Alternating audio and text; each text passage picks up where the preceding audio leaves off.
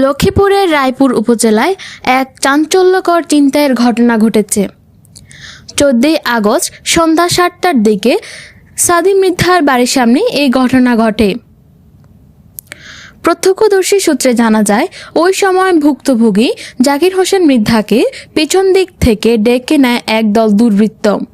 এরপর তারা তাকে জোরপূর্বক আটকে শারীরিক নির্যাতন চালায় এবং তার কাছ থেকে প্রায় 50,000 টাকারও বেশি অর্থ ছিনিয়ে নেয়।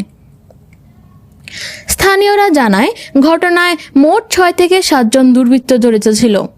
ভুক্তভোগী পরবর্তীতে রায়পুর থানায় একটি সাধারণ ডায়েরি করেন।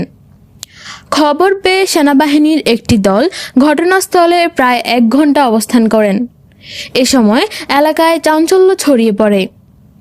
রায়পুর থানার পুলিশ জানিয়েছেন, ছিনতাইকারীরা যে নম্বর ব্যবহার করে যোগাযোগ করেছিল তা ইতিমধ্যেই শনাক্ত করা হয়েছে।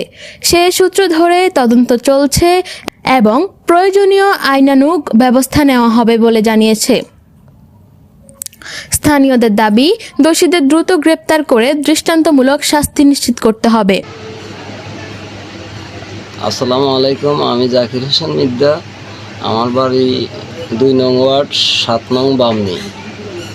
আমি 14 তারিখ সন্ধ্যার পরে 7:30 থেকে 40-এর সময় বাড়ির থেকে রাস্তায় বের হলাম।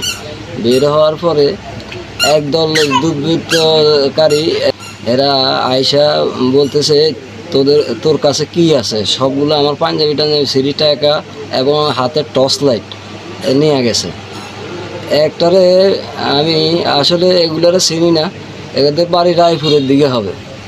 এদের কত টাকা নিচ্ছে আপনার কাছে? 50,000 টাকা একটা লাইট, টর্চ লাইট।